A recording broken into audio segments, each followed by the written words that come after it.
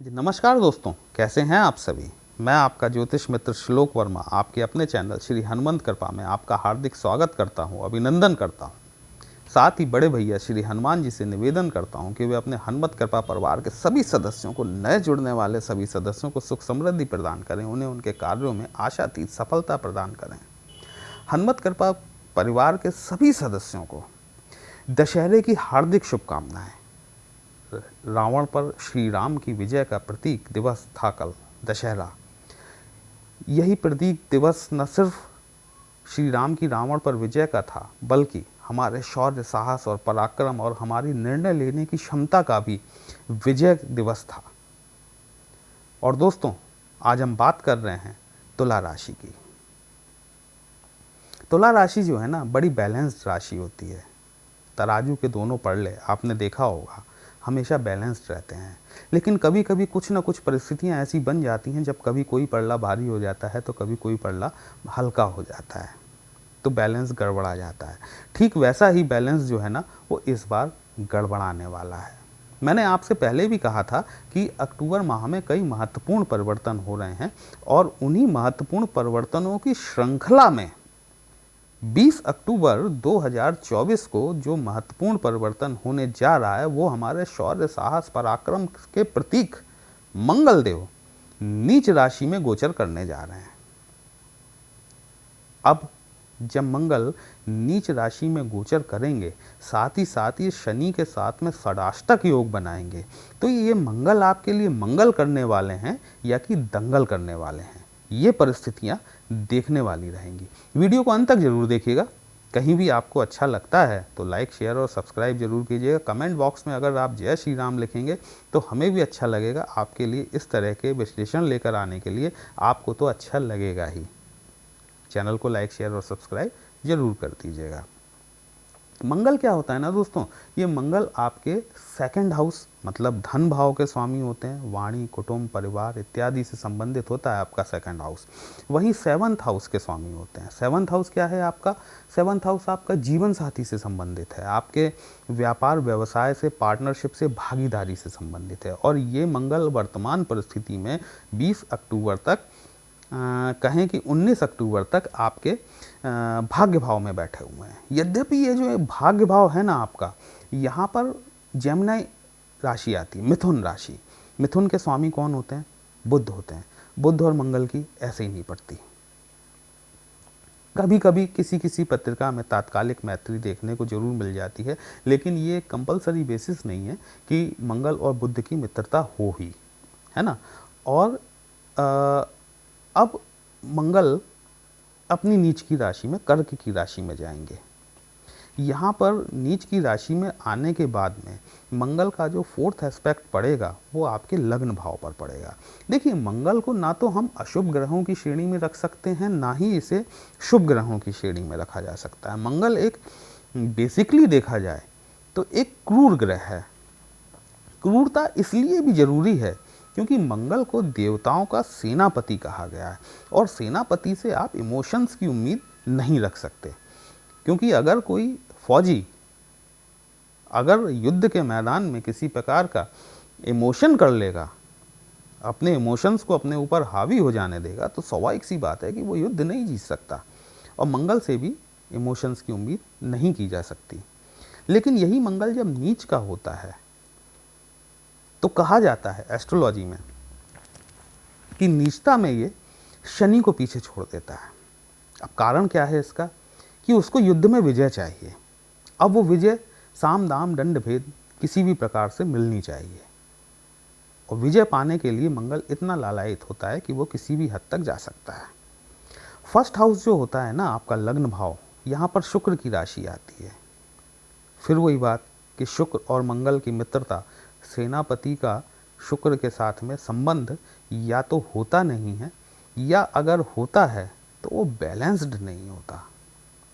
ये कहीं ना कहीं छुपा हुआ संबंध भी होता है, जिसको कि समाज की दृष्टि में सही नहीं माना जाता। फर्स्ट हाउस आपकी इम्यूनिटी से भी संबंधित होता है। फर्स्ट हाउस मतलब हो गया कि आप स्वयं, आपका व्यक्तित्व, आपकी पर्सनैलिटी हो गई।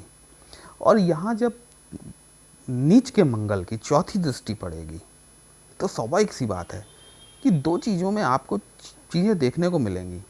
पहली चीज़ कि एक तो आपका इम्यूनिटी सिस्टम वीक होगा। आपको अपने खान पान पर नियंत्रण रखना बहुत ज़रूरी है। तली भुनी चीज़ों से परहेज कीजिएगा, क्योंकि ये आपके ब्लड प्रेशर को भी अप एंड डाउन की समस्या में ला सकता है, क्योंकि मंगल रक्त का भी कारक है। तो अगर आपको ब्लड प्रेशर की समस्या है तो थोड़ा सा अपना हेल्थ कॉन्शियस हो जाना चाहिए आपको। ये पूरा पीरियड जो है ना, ये 85 दिन का चलने वाला है। मंगल अभी मिथुन से कर्क में गए हैं, फिर कर्क में जाके वक्री होंगे, वक्री होके फिर वापस मिथुन में आएंगे। तो ये जो परिवर्तन है ना, ये बड़ा उठापटक वाला परिवर्तन है, और आपको अपने हेल्थ के साथ साथ अपने पर्सनैलिटी पे, अपनी डिग्निटी पर आंच नहीं आने देनी चाहिए। यदि आप किसी इस प्रकार के संबंधों में हैं जो कि समाज की दृष्टि से गलत माने जाते हैं, तो आपको सावधानी बरतनी चाहिए दोस्तों, क्योंकि ये नीच का मंगल आपकी डिग्निटी पर उंगली उठवाने का कार्य कर सकता है। मंगल की सप्तम दृष्टि जो है, ये आपके चतुर्थ भाव पर जा रही है। चतुर्थ भाव क्या है? आपके सुख स्थान है। भूमि, भवन, वाहन, माता से संबंधित भाव है। और यहाँ पर एक प्लस पॉइंट है। प्लस पॉइंट क्या है कि बृहस्पति, जुपिटर जो कि आपके 8th हाउस में बैठे हुए हैं, जुपिटर भले ही वक्री हो गए हैं, ठीक है, और वक्री होने के साथ में ये आपको सप्तम भाव के रिजल्ट्स भी देंगे, लेकिन इनकी जो नवम दृष्टि है, ये नवम दृष्टि आपके 4th हाउस पर जा रही है।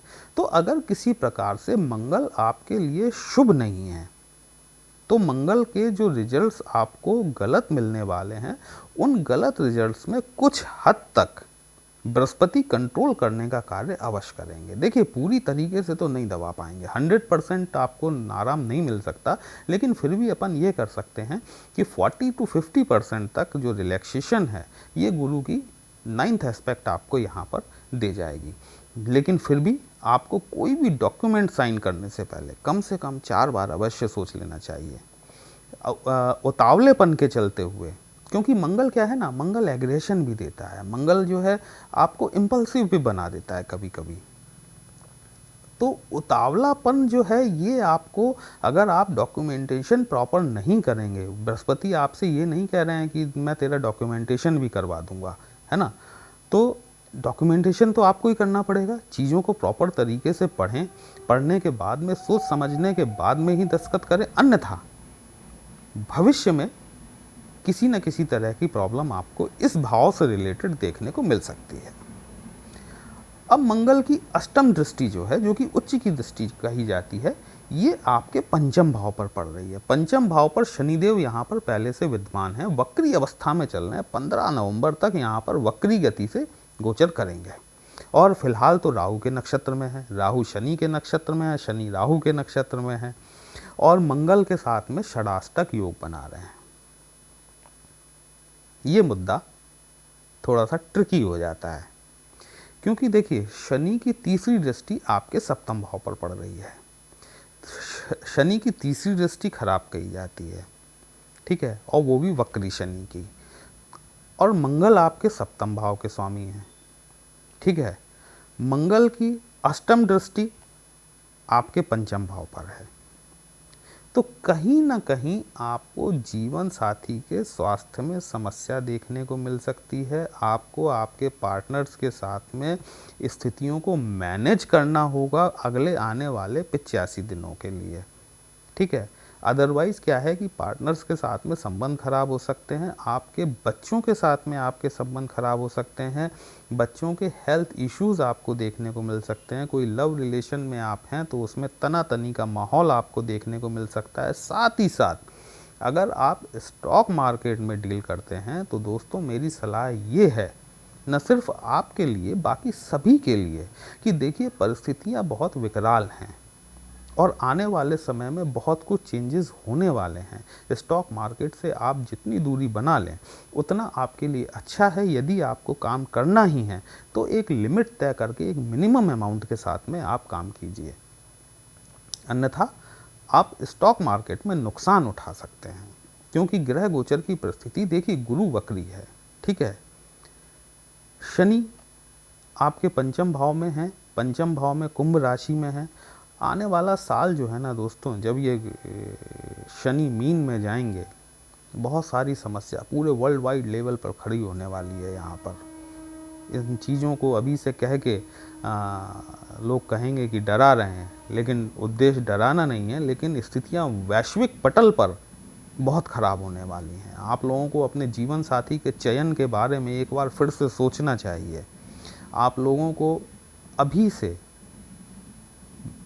अपने कैश इन हैंड्स की मात्रा बढ़ा लेनी चाहिए, क्योंकि हम जिस स्थिति की तरफ बढ़ रहे हैं ये एक विस्फोटक स्थिति है, और मार्च आते आते आपको ये सारी चीज़ें देखने को स्पष्ट रूप से मिलने लग जाएंगी।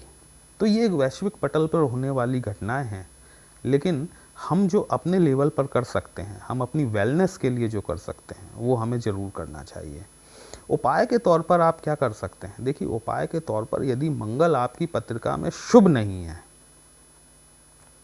तो आपको मंगल का दान करना चाहिए।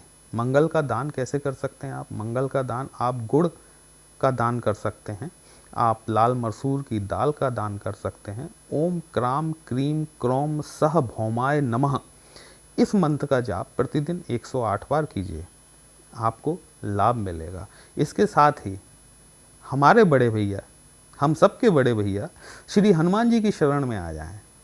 सारे संकटों के तारणहार हैं, उनके पास कोई भी संकट ना टिका है ना टिकेगा। वक्त ज़रूर लग सकता है, लेकिन कुछ भी रुकेगा नहीं। तो हनुमान जी की शरण में आ जाएं। हनुमान चालीसा हुआ, बजरंग बाण हुआ, हनुमान अष्टक हुआ, आप कुछ भी पकड़ लें और उसका नियमित तौर पर पूरी श्रद्धा के साथ, पूरी भाव के साथ अपने आप को हनुमान जी को समर्पित करते हुए आप उसका जाप करें। निसंदेह है आपको आपके कार्यों में सफलता अवश्य मिलेगी। आपको आज का विश्लेषण अच्छा लगा हो तो चैनल को लाइक शेयर और सब्सक्राइब जरूर कीजिएगा। यदि हमसे पत्रिका का विश्लेषण कराना चाहते हैं तो हमारा व्हाट्सएप नंबर थंबनेल में दिया गया है, हमसे कांटेक्ट कर सकते हैं। पर्सनल कंसल्टेशन पेड होता है, एक छोटी सी फीस आपको पे करनी होती है। आपकी समस्या का उचित समाधान हमारे द्वारा करने का प्रयास जरूर किया जाएगा। चलिए फिर मिलते हैं एक नई राशि के साथ, तब तक के लिए जय श्री राम।